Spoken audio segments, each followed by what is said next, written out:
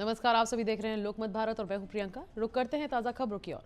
America और Iran के बीच तनाव बहुत तेजी से बढ़ गया है और अब हालात ऐसे बन गए हैं कि आने वाले दिनों या हफ्तों में बड़ा सैन्य टकराव हो सकता है। अमेरिकी न्यूज एजेंसी की रिपोर्ट के मुताबिक अगर अमेरिका सैन्य कार्रवाई करता है तो वह छोटी या प्रतीकात्मक कार्रवाई नहीं होगी, बल्कि कई हफ्तों तक चलने वाला बड़ा ऑपरेशन होगा।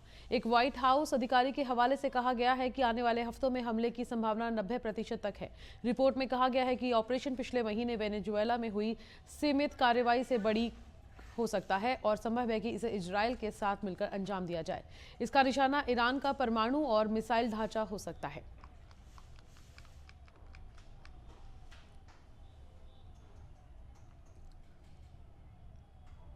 भारत में बड़े लेवल पर इंडिया एआई इम्पैक्ट समिट 2026 का आयोजन चल रहा है। आज प्रधानमंत्री नरेंद्र मोदी ने दिल्ली के भारत मंडपम में आधिकारिक रूप से इंडिया एआई इम्पैक्ट समिट 2026 का उद्घाटन कर दिया है। इस अवसर पर फ्रांस के राष्ट्रपति इमैनुअल मैक्रों और ब्राजील के राष्ट्रपति लुइज एनासियो लूला दा सिल्वा समेत कई ग्लोबल लीडर्स और टेक लीडर्स भी भारत मंडपम में शामिल हुए।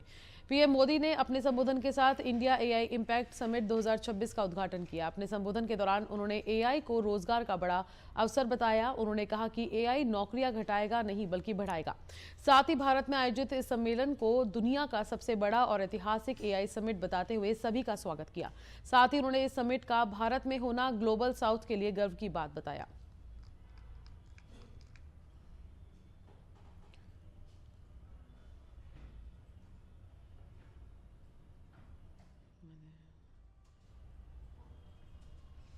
माइक्रोसॉफ्ट के दो फाउंडर बिल गेट्स नई दिल्ली में चल रही एआई समिट में अपना मुख्य भाषण नहीं देंगे। गेट्स फाउंडेशन ने इसकी जानकारी दी है। फाउंडेशन ने कहा कि यह फैसला काफी सोच विचार के साथ लिया गया है ताकि समिट का पूरा ध्यान अपनी प्राथमिकताओं पर बना रहे। फाउंडेशन ने बताया कि समिट में बिल गेट्स की जगह अब अंकुर वोरा फाउंडेशन का पक्ष रखेंगे। अंकुर वोरा गेट्स फाउंडेशन के अफ्रीका और भारत कार्यालयों के प्रेसिडेंट हैं।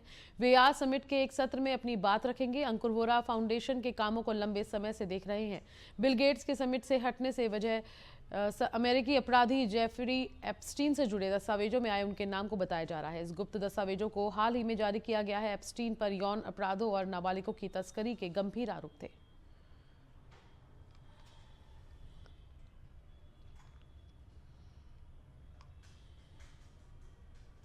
राजस्थान विधानसभा में नेता प्रतिपक्ष टीकाराम जूली ने बुधवार को राज्य सरकार पर आरोप लगाते हुए कहा कि सरकार सदन में तथ्यों को छिपाकर विधानसभा को गुमराह कर रही है। विधानसभा परिसर में मीडिया से बातचीत के दौरान उन्होंने कहा कि सवा 2 वर्षों के कार्यकाल के बावजूद सरकार सुधार के बजाय विसंगतियों को बढ़ावा दे रही है। टीकाराम जूली ने जनजातीय विकास विभाग में टेंडर प्रक्रिया को दरकिनार करने का आरोप लगाया। उन्होंने कहा कि वे पिछले सवा 2 साल से नियमित टेंडर प्रक्रिया बंद है और बजट सीधे होस्टल वार्डन के खातों में डाला जा रहा है। उन्होंने एक ही वस्तु घी की खरीद में भारी मूल्य अंतर का मुद्दा उठाते हुए कहा कि कहीं 400 रुपए तो कहीं 800 रुपए प्रति लीटर तक भुगतान किया गया। उन्होंने इसे आदिवासी बच्चों के अधिकारों पर सीधा प्रहार बताया और कहा कि संबंधित मंत्री सदन में स्पष्ट जवाब नहीं दे पाए।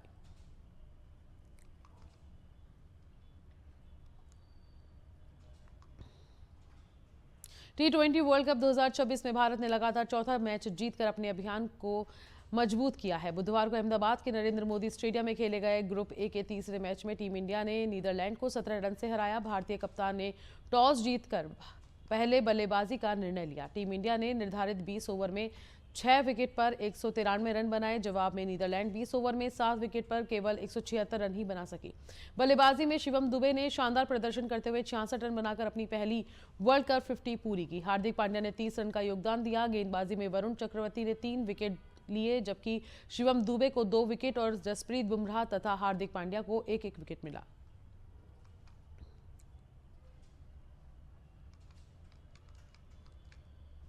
मध्य प्रदेश सरकार के बजट पर बैतूल विधायक एवं भाजपा प्रदेश अध्यक्ष हेमंत खंडेलवाल ने वीडियो संदेश जारी कर इसे ऐतिहासिक बताया। उन्होंने कहा कि मुख्यमंत्री मोहन यादव के मार्गदर्शन में प्रस्तुत ये अब तक का सबसे बड़ा बजट है। राज्य की प्रति व्यक्ति आय 1,41,000 से बढ़कर 1,69,000 रुपए हो गई है, जो कि 19% वृद्धि दर्शाती है। बजट में किसानों के लिए 1 लाख सोलर पंप, प्राकृतिक खेती विस्तार और 1300 करोड़ फसल बीमा प्रावधान है। महिलाओं हेतु लाडली बहन योजना में 23,000 करोड़ रुपए रखे गए हैं। युवाओं के लिए 25,000 करोड़ ऋण, खेलों के लिए 815 करोड़, स्वास्थ्य के लिए 23,000 करोड़ तथा 472 ई बसें शुरू होंगी। सिंहस्थ 2028 के लिए 13,000 करोड़ का प्रावधान किया गया है। साक्षरता की बात करें, चाहे महिलाओं की बात करें, उनके सशक्तिकरण के लिए भरपूर राशि का प्रावधान किया। कृषि क्षेत्र में पिछली बार जो हमारे सरकार ने जो सोयाबीन और बाकी चीज़ों को सपोर्ट किया वो तो बात है ही है, लेकिन अभी गौशालाओं के लिए या सोलर पंप के लिए सरकार लगभग 1 लाख सोलर पंप। मध्य प्रदेश लोकायुक्त संगठन के पुलिस महानिदेशक के सख्त निर्देश एवं उज्जैन लोकायुक्त पुलिस अधीक्षक के मार्गदर्शन में उज्जैन लोकायुक्त टीम ने बड़ी कार्रवाई करते हुए एक रिश्वतखोर पटवारी को रंगे हाथों गिरफ्तार किया। प्राप्त जानकारी के अनुसार आवेदक दिनेश चंद्र जोशी ने दिनांक 16 फरवरी 2026 को लोकायुक्त पुलिस अधीक्षक उज्जैन में शिकायत की थी। शिकायत में बताया गया है कि उनके बड़े भाई स्वर्गीय भगवती प्रसाद ने उनके पुत्र आनंद जोशी को दत्तक लिया था। भाई के नाम दर्ज कृषि भूमि का नामांतरण दत्तक पुत्र आनंद के नाम कराने के लिए जब वे संबंधित हल्का पटवारी हरीश पाटीदार से मिले तो पटवारी ने कार्य के एवज में 40,000 रुपए रिश्वत की मांग की। लोकायुक्त टीम ने शिकायत की तस्दीक कर योजनाबद्ध तरीके से ट्रैप कार्रवाई की। वही तहसील कार्यालय सुवासरा में पटवारी हरीश पाटीदार को आवेदक से 30,000 रुपए की रिश्वत लेते हुए रंगे हाथों पकड़ा। उल्लेखनीय है कि आरोपी पटवारी द्वारा पूर्व में 10,000 रुपए पहले ही लिए जा चुके थे।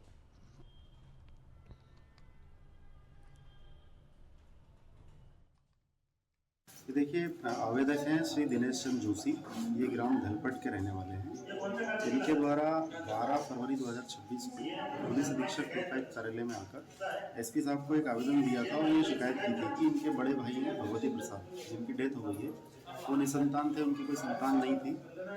तो उन्होंने इनके लड़के आनंद को गोद दिया हुआ था। तो उनके नाम से जो 4-4.5 बीघा जमीन थी धलपट में, वो आनंद के नाम से उसका नामांतरण करवाना था। इस बात के लिए जब वो पटवारी हरीश पाटीदार से मिले तो इनके द्वारा उनसे 40,000 रुपये रिश्वत की मांग की गई थी। पुलिस अधीक्षक महोदय को की गई शिकायत पर हमारे द्वारा ट्रैप आयोजित किया गया और आज पटवारी हरीश पाटीदार को तहसील कार्यालय सुवासरा में 30,000 रुपये की रिश्वत लेते हुए रंगे हाथों पकड़ा है।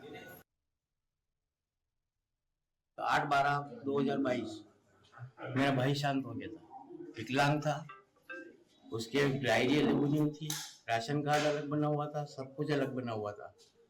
कई सामग्री आईडी में नाम मेरा लड़के का रखा था। हम 2 भाई और मौजूदगी में भी है, हम दोनों भाई राजी है, पूरा परिवार राजी है।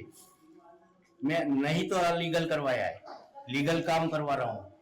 इसके लिए मुझसे 3 साल से घूस मांग रहे हैं। ये पटवारी जी कितने समय से पदस्थ थे यहाँ पे? ये जो उस टाइम पे ये थे, मेरे भाई शांत हुआ 22 में।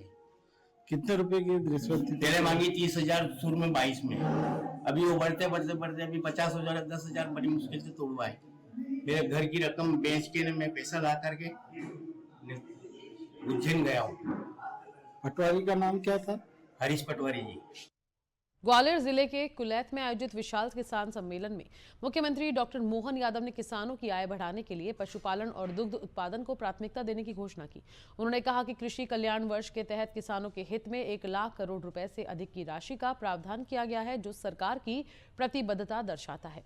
मुख्यमंत्री ने बताया कि प्रदेश पहले से कृषि उत्पादन में अग्रणी है और अब दुग्ध उत्पादन बढ़ाकर किसानों की आय दोगुनी करने की दिशा में कार्य किया जाएगा। सम्मेलन में 87 करोड़ 21 लाख रुपए की लागत से 41 विकास कार्यों का लोकार्पण एवं भूमि पूजन किया गया। साथ ही किसानों को उन्नत कृषि तकनीकों की जानकारी देने के लिए प्रदर्शनी का भी अवलोकन किया गया। उन्होंने किसानों की जमीन के पट्टों की रजिस्ट्री का खर्च सरकार द्वारा वहन करने, सोलर पंप वितरण बढ़ाने और सिंचाई सुविधाओं के विस्तार की बात कही। कार्यक्रम में विभिन्न योजनाओं के तहत हितलाभ भी वितरित किए गए। मुख्यमंत्री ने कुलैत क्षेत्र के विकास के लिए सड़क, खेल मैदान और अन्य आधारभूत सुविधाओं की भी घोषणा की।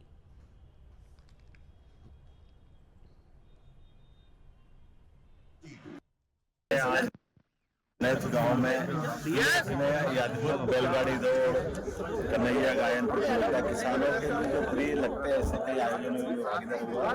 इस अवसर पर मेरी अपने ओर से बधाई और उम्मीद करेंगे कि ये किसान कल्याण वर्ष में जैसे हमारी सरकार ने 1 लाख करोड़ से किसानों को कल्याण के लिए रखा है, हमारे किसान समृद्ध देश आगे बढ़े, देश बढ़े। सर बजट प्रस्तुत किया है।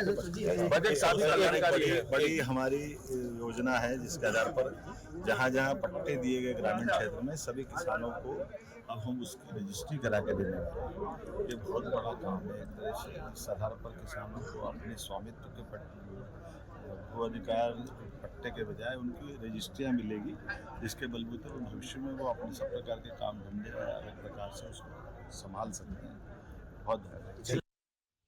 मंडला निवास अनुभाग के एसडीएम कार्यालय में लोकायुक्त जबलपुर ने कार्रवाई की है। लोकायुक्त पुलिस ने एसडीएम के रीडर काशीराम मरावी को 5,000 रुपए की रिश्वत लेते गिरफ्तार किया। रीडर द्वारा ग्रामीण से उसके खसरे में नाम सुधारने के एवज में पैसों की मांग की जा रही थी।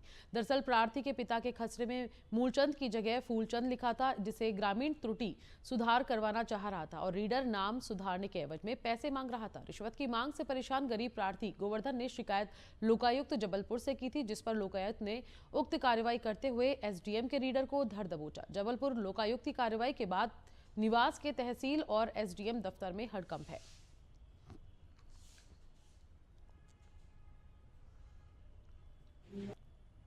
काशीराम मरावी के द्वारा मेरे से पहले 10,000 का बात हुआ था और कल 17/2/2026 को 8,000 का बात हुआ, जिसमें मैं उसको दिया था तो वो बोला टेबल के नीचे रख दो, तो मैं टेबल के नीचे रख दिया और रंगे हाथ पकड़वा दिया। ज्ञानलाल पिता मूलचंद ग्राम दरगर ने हमारे यहाँ शिकायत की थी कि खसरा में उनके पिताजी का नाम मूलचंद की जगह फूलचंद दर्ज हो गया है और उसके नाम ठीक करने के एवज में जो बाबू हैं एसडीएम कार्यालय निवास के काशीराम मरावी जी, उनके द्वारा रिश्वत की मांग की जा रही है। शिकायत का सत्यापन करने के बाद आज एसडीएम कार्यालय के बाबू काशीराम मरावी को 5,000 रुपये रिश्वत देते हुए रंगे हाथ पकड़ा गया है।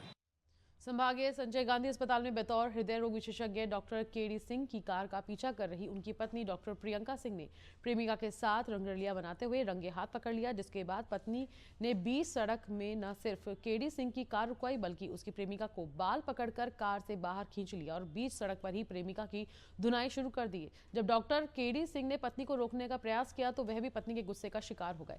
बीच सड़क में लगभग 1 घंटे तक चले इस हाई वोल्टेज ड्रामे का राहगीरों ने वीडियो बना लिया और सोशल मीडिया पर वायरल कर दिया। बताया जा रहा है कि डॉक्टर केडी सिंह का प्रेम प्रसंग लंबे अरसे से एक युवती के साथ चल रहा था, जिसकी भनक उनकी पत्नी डॉक्टर प्रियंका को लग चुकी थी। भनक लगते ही डॉक्टर प्रियंका अपने पति डॉक्टर केडी सिंह पर निगाह रखने के साथ साथ उनका पीछा करने लगी।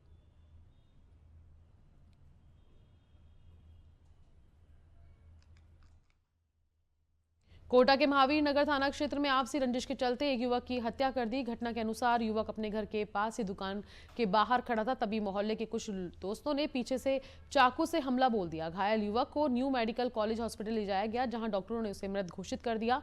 मृतक की पहचान विक्रम सिंह के रूप में हुई है, जो बॉम्बे योजना का रहने वाला बताया जा रहा है। फिलहाल झगड़े के कारण सामने नहीं आए हैं। विक्रम सिंह के बड़े भाई लकी ने बताया, घटना रात 9:15 बजे के आसपास हुई है। मेरा छोटा भाई विक्रम घर के पास स्थित दुकान पर खड़ा था। उसी समय मोहल्ले में रहने वाले आशु, अकरम, राजकुमार, गोलू व अन्य ने मिलकर विक्रम पर चाकू से हमला कर दिया। विक्रम को चाकू के 3-4 जगह घाव लगे। उसे तुरंत अस्पताल ले जाया गया, जहां उसकी मौत हो गई। हमलावर विक्रम के दोस्त थे, उनके बीच छोटी मोटी कहासुनी हुई थी। मेरा घर के नीचे खड़ा था मेरा भाई। क्या नाम है आपके भाई का? मेरा भाई का नाम विक्रम सिंह। यह हमारे मोहल्ले के ही हैं, 4-5 थे। एक तो हो गया ये आशु, अकरम, राजकुमार और क्या नाम था, गोलू, आशु और कुशाल और विशाल और बजरंग। तो इन्होंने क्या मतलब बुला के वार किया या कोई पुरानी रंजिश? सारे मोहल्ले का वैसे बैठ के उन्होंने बस, वो तो मेरे घर के नीचे खड़ा था घर जाने के लिए, दुकान पे खड़ा था, मेरे घर के पास में दुकान है, वहाँ खड़ा था। तो ये सारे के सारे एकदम आए, धोखे से पीठ में मतलब धोखे से मारा नहीं उन्होंने। अभी क्या मौके से फरार हो गए या क्या भाई? उनको जो आरोपी थे उनको क्या है? ये मुझे नहीं पता, मैं अभी हॉस्पिटल आया हूँ, पर मौके से तो फरार हो ही गए होंगे। खंडवा के आदिवासी क्षेत्र रोशनी में 23 मई 2025 की रात हुई दलित महिला के साथ जघन्य दुष्कर्म और हत्या के मामले में हरसूद न्यायालय ने मुख्य आरोपी हरिराम उर्फ हरि को आजीवन कारावास की सजा सुनाई है। पोस्टमार्टम रिपोर्ट में पीड़िता के शरीर पर गंभीर चोटें पाई गई थी, जिससे उसकी मृत्यु हुई। पुलिस ने मृतका के पति की रिपोर्ट पर अपराध क्रमांक 203/2025 दर्ज किया था और जांच में डीएनए साक्ष्य हरिराम के खिलाफ पॉजिटिव पाए गए। सह आरोपी सुनील को पर्याप्त साक्ष्य न होने पर बरी किया गया। न्यायाधीश पुष्पक पाठक ने कहा कि आरोपी का कृत्य अत्यंत जघन्य है और ऐसे अपराधों में नरमी समाज पर विपरीत प्रभाव डालती है। हरिराम को धारा 64, 66 और 103(1) BNS के तहत आजीवन कारावास और प्रत्येक पर 10,000 रुपए अर्थदंड से दंडित किया गया। न्यायालय ने समाज को स्पष्ट संदेश दिया कि जघन्य अपराधों पर सख्ती बरती जाएगी।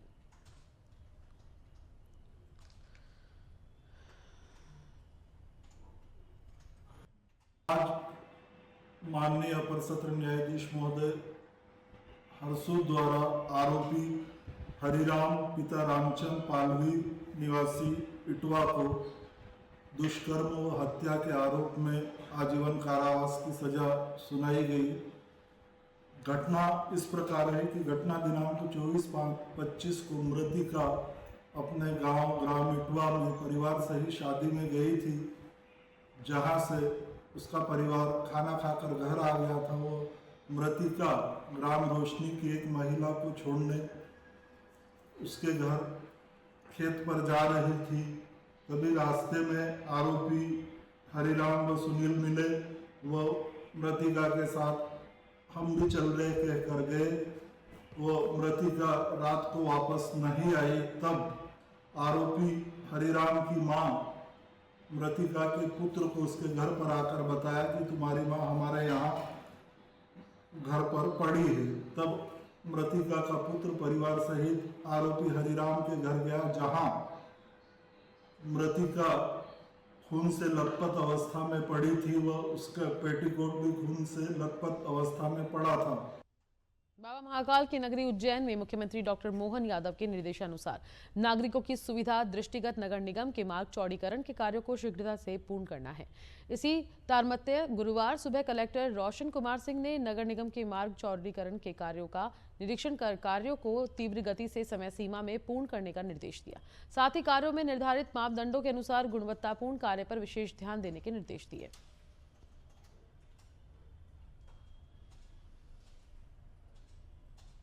खबरों में फिलहाल इतना ही। देखते रहिए लोकमत भारत। नमस्कार।